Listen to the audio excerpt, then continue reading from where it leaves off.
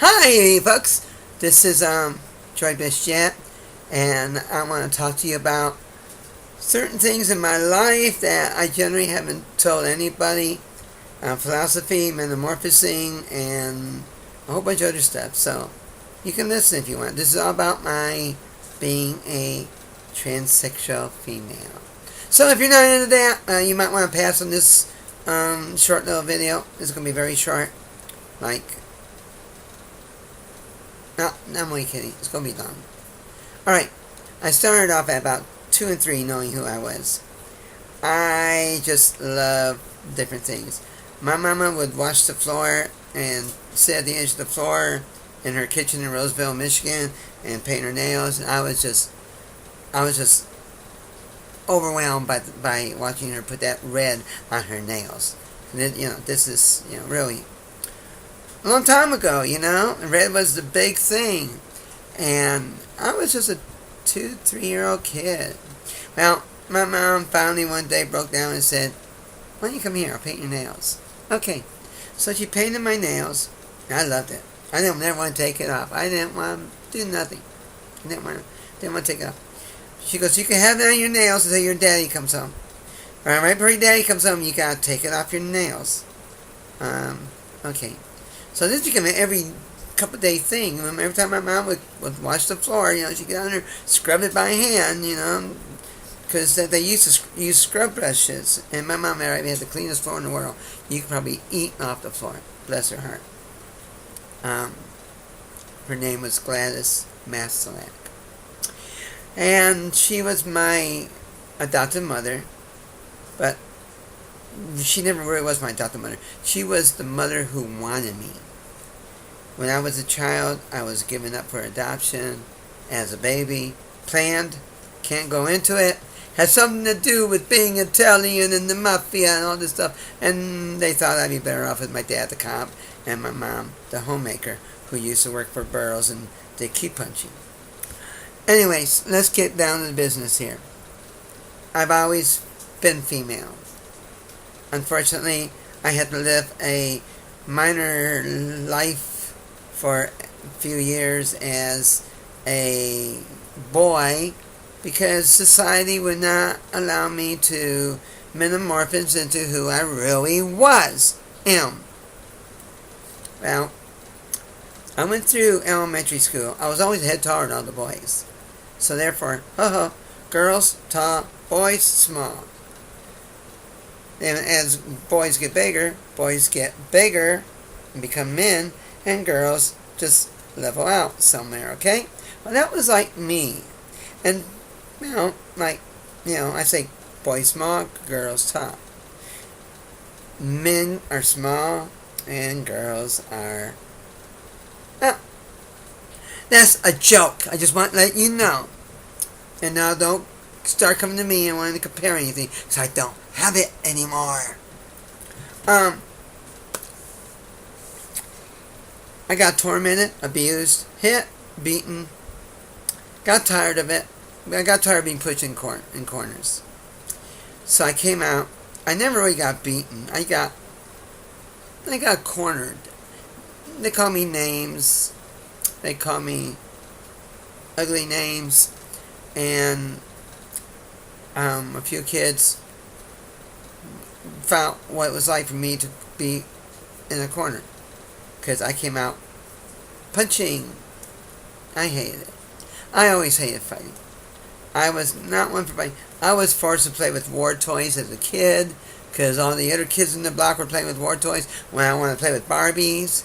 So I would sit in the house, watch movies, watch guy and girl movies and girls kissing guys and thinking, I'm not a cowboy. No. But that girl in the dress is really good looking. Cute, the old country western dresses and the corsets and the bustiers. And that was me. Well, one day I just realized that I needed help. So my mom took me down to Lafayette Clinic in Detroit, Michigan. And they were trying to figure out what I am. No way bothered to tell them about other things in life, like people who went across to Denmark and had surgery and became back as a woman. Christine Jorgensen, I think. Not sure. Then later on, you would have many more. After I became an adult, you had Renee Richards, Chrissy from England, who ended up in Canada. She had a pretty normal life. Well, my life has been anything but normal. That's why I am the transsexual bitch from hell. Because no matter where I go, no matter how much hormones I was taking, and unfortunately, I'm away from my doctor. 2 years, and I'm starting to just withdraw drastically from my hormones. It's really bad. I need to get back to Vegas. I need to get back on my hormones. Anyways, the short of the matter is, I've always been a girl. Even if I do other things, I like to gender blend when I do characters on film. Doesn't bother me a bit, as long as everybody knows that I am Joy Bitch Jet. And the bitch, let me explain how the bitch came about. In 1993, I was getting ready to come back out in the street corner after a 9-year hiatus. And we went to California, got in the truck wreck, put all my stuff in storage, our stuff in storage, and came back to this house. This house, it was owned by my mother-in-law, still kind of like is. My daughter's taking it over, and I'm grateful that my mother-in-law always thought I wanted this house. I'm like, I don't want nothing of yours. I want to make my own money, make my millions, get my nice house, take care of my kids, get a nanny, come home, play with my kids, make sure my kids have somebody that wanted to be with them.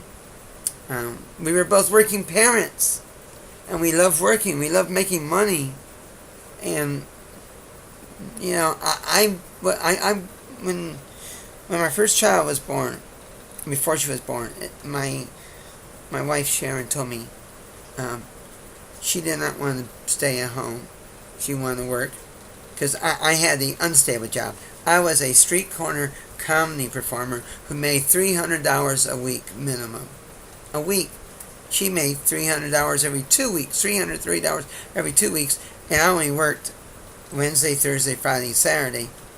And she had to work Monday, Tuesday, Wednesday, Thursday, Friday, and sometimes Saturday. So, she carried the insurance. So I said, that's great. Because at that time period, I was getting mental anguish from a police officer who stuck his finger up at me and told me, if it's the last thing I do, I'm going to run you out of town. I go, whoa, this ain't Dodge. This is Fort Worth, Texas. That's my look. It was part of the United States of America. And I am free to stay here in Texas. When I came here, it was really nice. It was a nice place. Everybody asked if I was a Yankee or a damn Yankee. I asked what the difference was. And these are all businessmen in nice suits and nice hats.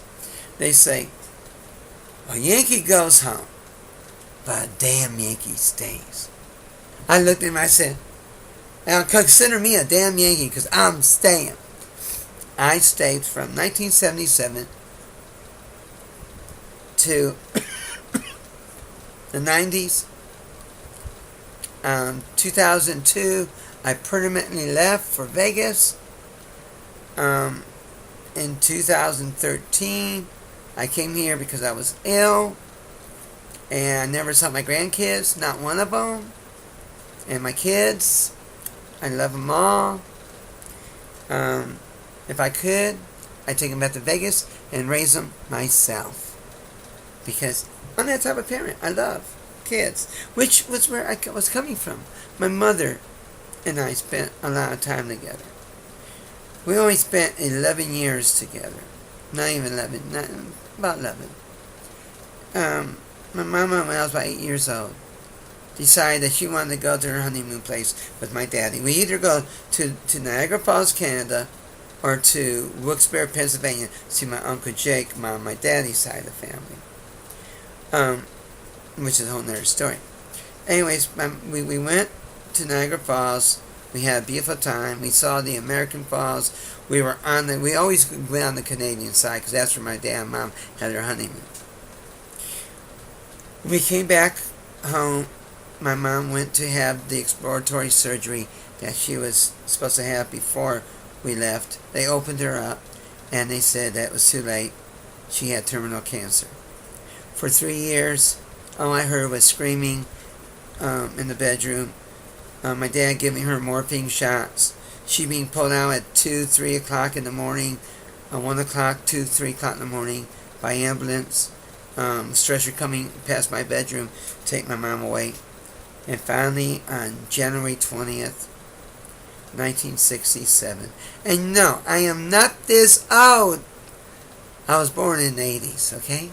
But January 20th, 1967, about 3 in the morning, I got word that my mom had passed away. 5 years later, on January 20th, 1972, which was a Wednesday night, Thursday morning, my father passed away in the hospital from low blood pressure. He was sick the whole day before, and it was weird. 5 years to the day, my mom called my dad. Anyways, my mom and me had a great time together for as long as she was alive. She helped me blossom, metamorphose, told me the ins and outs and what I can do, what I shouldn't do, how I needed to be and go all the way so that people wouldn't harass me and taunt me and society would accept me. My mom was very open-minded in certain things, but she took me to church one day in front of the Virgin Mary statue and told me, in her sense, that I was okay. She was okay with me. I was okay. She understood that. I just felt very... They didn't bother to tell me about Christine Jorgensen and the others who have had surgery, who were movie stars, and you know, it was very hush-hush. Society was very dark back then. I had to find all this out by reading books in libraries and the dictionary. I found this out by one time I heard the word transsexual. I looked up in the dictionary. I'm like, oh, that's what I am. I just thought I was me. Anyways, my mom helped me blossom. The Lafayette Clinic was a psychiatric clinic. They wanted to do electroshock treatments. Mom said, hell no. They decided to work with me. Every 6 months, the psychiatrist would go to Vietnam. I get a new psychiatrist, and I probably have to start all over again, telling him what I'm about, even though he could read the files, they wouldn't. Then I had this one guy one day talk about masturbation. I'm like 12 years old. And he said, college guys do it and all this stuff. I'm like, oh no. I don't want to hear this. You know, this is virgin ears. Anyways, after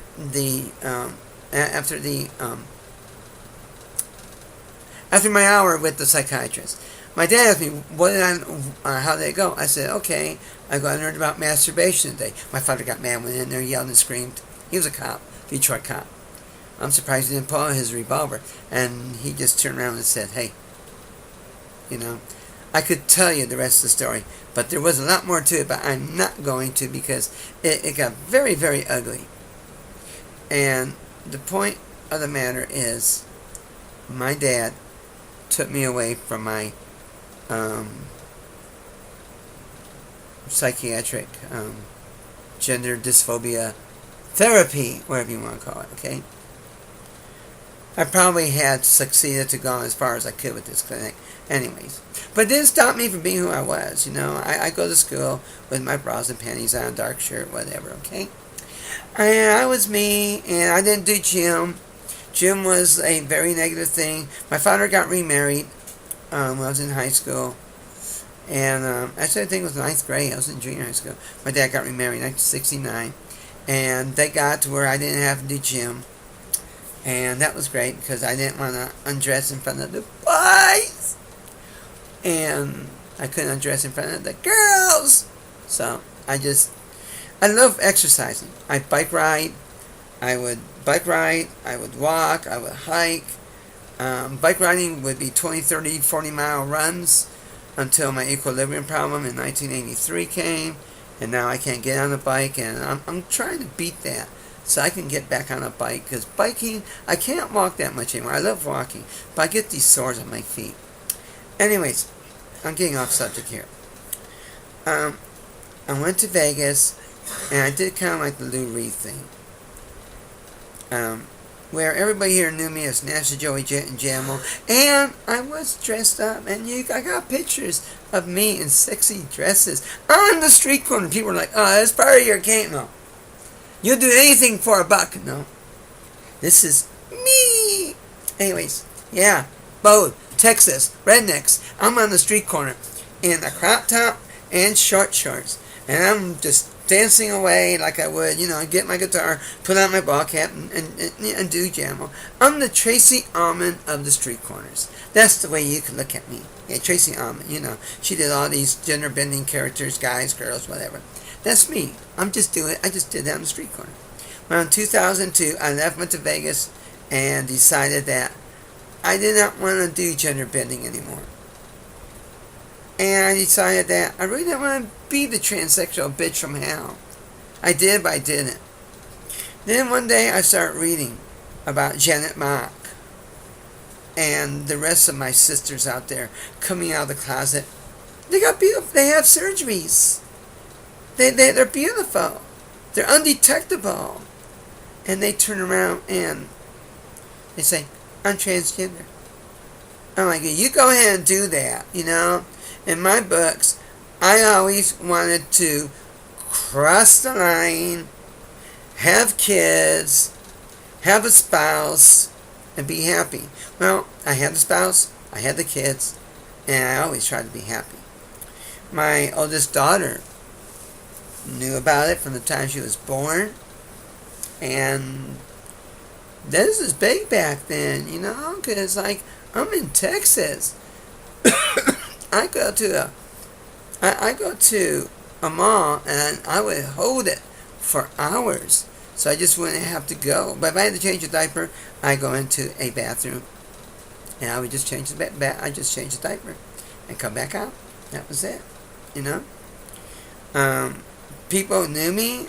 They were like, it was pretty different. It was the 80s, and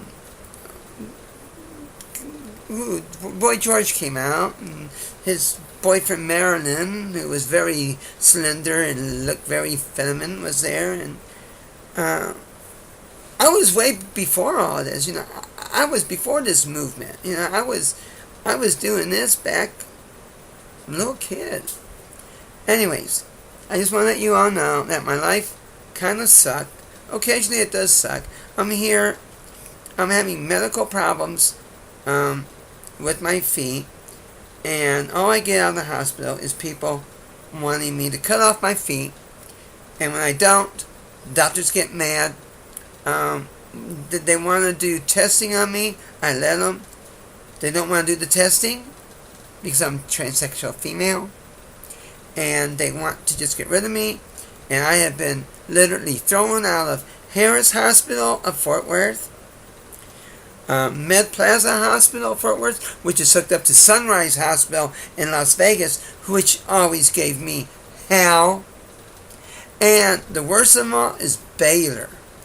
Baylor, who, if it wasn't for Baylor, I might not be here today, because for like 12 weeks, I had an IV in me, sitting in this chair, in this area, in the pantry, trying to keep the IV in me every day.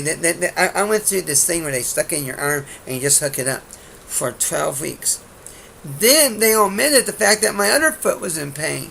When I went back, I got back into the hospital, They decided that after 5 days or so, they didn't want me there.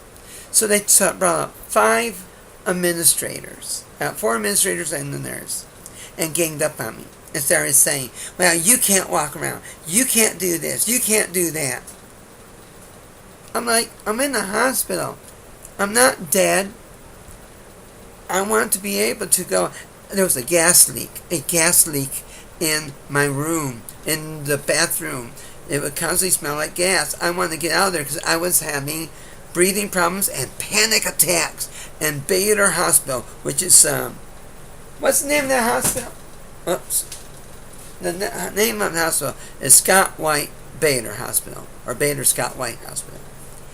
They ignored the gas leaks, saying it's in the plumbing, and they sealed the plumbing, when in fact it was a major problem on the 4th floor. And nobody would do anything about it. Not Environmental Protection Agency, not the state of Texas, not the city of Fort Worth, not the county, nobody. I am waiting for the hospital to just one day have a major problem and people get sick. And then I am going to retain my attorney and say, let's go for it. In the meantime, I have no place to go. Not one hospital, because all these hospitals are hooked up together. I got 2 hospitals in Dallas I can go to. The county hospital, which takes forever, and Southwestern, which is great, but it's 80 miles away from me. Anyways, this is getting long. This is going to be my longest video yet. I want you to understand that being a transsexual female is not a choice. It was who I am. Being a female is definitely what I have achieved, one way or another. And if somebody wants to out me, would be, because when they do, the transsexual bitch from hell comes out, and I will eat you alive. I have. From school principals to people. But it's my life, and yes, I am one of those. But I'm not transgender. Transgender leaves a whole variation of different things. It's becoming what I am, but it leaves a whole different variation, and I'm not that. I am transsexual female. Transsexual female means one thing. I was born with extra body parts. And if you have done your science, you'll realize that we all have extra body parts when we're born. And some of us have them on the outside, some have them on the inside. Some are small on the inside, some are big on the outside. But the point I'm making here is that from science, from what I understand, we all start out as females. And if you look at the male population these days, men do not exist. Where's the John Waynes, the Clint Eastwoods? There's not many of them around, not in my part of town. And I don't hang out in the gay part of town. I hang out in a part of town. I mean, you got the Hispanic community, but I mean, you don't got John Wayne. Well, Pilgrim, I go. Or Clint Eastwood. Alright, punk, what do you want to do? Anyways, I can go on. I got all these comedy characters I can do, but I'm at to 23 minutes and 50 seconds. I'm boring you to death. This has been part of Transsexual Female 101. Stop by again. We'll have another one. Maybe a little bit more informative. My voice is going. It's raining outside. The weather's crappy. I'm sick. I enjoy rain. But it's getting cold and my voice cracks up. So I am going to go before I have no voice. So until next time, this has been a special performance or a special feature by me, Joy, Bitch, Chat. Bye for now.